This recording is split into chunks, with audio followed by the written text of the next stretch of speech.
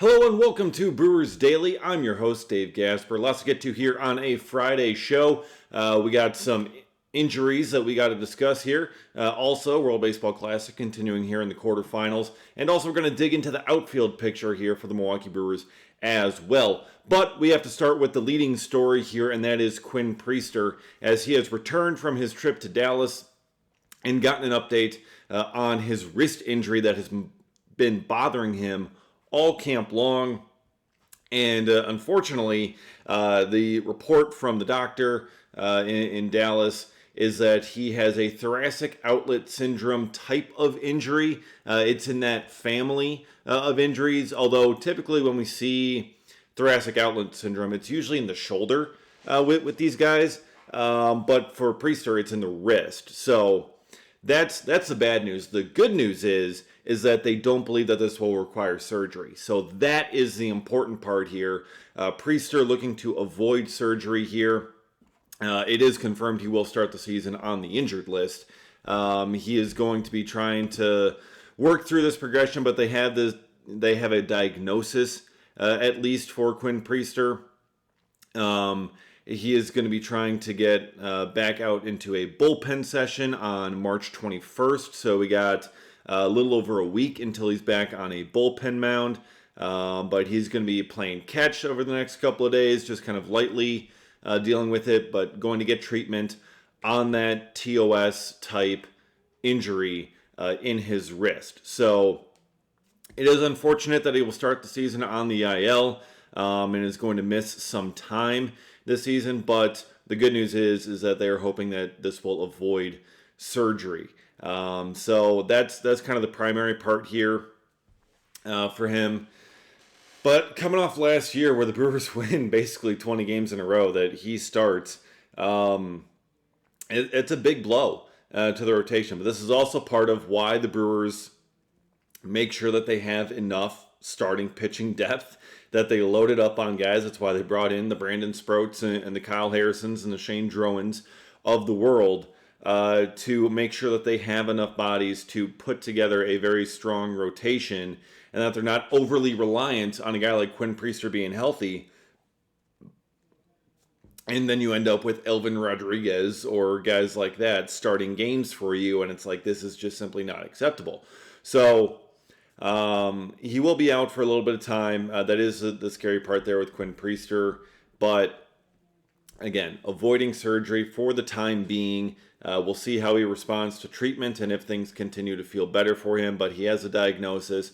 They have a plan of action. And he is going to take some time to get ready to go. But again, bullpen session on the schedule for March 21st. Threw lightly off a mound yesterday after coming back. So, he's had that discomfort on and on. According to Murph, the wrist discomfort started to go up his arm, so go a little further up. So that gets a little scary in there. But they've tried to get ahead of it here, and again, no surgery for the time being. But he will be on the IL. All right, another injury that we have to talk about here. Akil Baddoo, one of the Brewers' free agent additions, one of their two free agent additions. For the longest time, he was the only one. The Brewers signed Baddoo back in December, and it's like, okay, 1 year, kind of a split deal, major league, minor league, providing some outfield depth. And with Isaac Collins getting traded, it's like, okay, well, that kind of, it kind of cleared some potential room there for him, because Isaac Collins, moving him made a ton of sense. Like, okay, when you had Akil Baddoo in the picture, it's like, where is this all going to work? But so Akil Baddoo, his quad strain that we talked about, just kind of mentioning, okay, he's been out dealing with a quad issue. MRI there has revealed a more serious injury for Akil Baddoo than they initially thought, and he will be out multiple weeks before he can get back to baseball activity. So it'll be weeks, not days. So Baddoo will be out for some time. He was already he was having a pretty strong spring, and being a free agent addition, it's like, okay, maybe there's a chance for him to make the roster. It still would have been tough just looking at the guys that the Brewers have there. But now it basically takes it out of the equation entirely for Baddoo, and he will start the year on the injured list as well with that quad strain. So we had made it through camp so far pretty well without any sort of major injuries, and now as we're about 2 weeks or just under 2 weeks now from opening day, you got a couple of injury list placements for the Brewers, Quinn Priester and Akil Baddoo. So that is unfortunate. But Akil Baddoo having a very strong spring, looking to kind of resurrect his career a little bit, and he's going to be missing some time here. So that is unfortunate for him and for the Brewers as well, because that cuts into your outfield depth a little bit. Fortunately, that is a position that the Brewers are very deep in the outfield, but still, that's another guy that's not available. So that does hurt some things. So speaking of, like, let's look at the outfield picture here for the Milwaukee Brewers, because that's a position that the Brewers have invested a lot in, especially in the draft over the past several years. Obviously, looking at Garrett Mitchell and Sal Frelick as first-round picks. Jackson Chourio, they've invested in long-term already. Christian Yelich, they've invested in long-term, although he's primarily a DH now.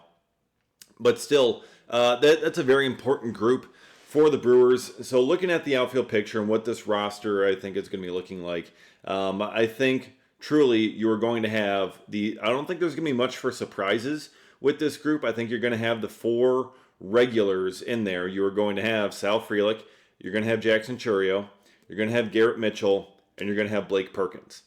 So I think those are going to be your core four there in the outfield. Christian Yelich can play some corner outfield if you need him to. Jake Bauers can play some corner outfield if you need him to. But I think that's going to be the group that ultimately they end up going with. You have those four there. You have six infielders, including Bauers. Bauers, Vaughn, and then for your infielders, Terang, Ortiz, Rengifo, and David Hamilton. So you end up having those six guys there, two catchers, then your DH Christian Yelich, and that's likely going to be your position player group. But yeah, the outfield, Sal Frelick in right field, again, is the expectation. Jackson Chourio likely moving back to left field on a more regular basis. Last year he was pressed into duty in center field a bit more, just with what the Brewers roster needs were. But with Garrett Mitchell, knock on wood, still healthy so far, with him back, and Blake Perkins, those two are going to be manning center field in all likelihood for the Brewers here. They could do a platoon setup, because I'm not sure if Pat Murphy trusts Garrett Mitchell yet against left-handed pitchers. Plus, he does love Blake Perkins and getting him in there, getting him in the lineup. So I could see Blake Perkins facing the lefties, Garrett Mitchell in there to face the righties, getting the lion's share of the platoon. Jackson Chourio playing every day in left, Sal Frelick playing every day in right, and then you can have your Yelich or Bowers to spell any of those guys if you need him to. I think that's how the outfield is lining up, despite the best efforts of guys like Akil Baddoo, who is now going to be on the IL, but Brandon Lockridge as well, who's been having a pretty strong camp also. You got Tyler Black, who can play some outfield. He'd been having a strong camp as well, but he faces an uphill path towards a roster spot. There's also Stuart Baroa, who has been dealing with a shoulder injury all camp, so we haven't seen him in any Cactus League games, so that kind of puts him already, takes him out of the depth chart. So that's two outfielders that you have that are on the injured list and that are out. Again, they're a bit further down the depth chart. They're not starters, but still, those are guys that you are not going to have available to you as the season is getting started.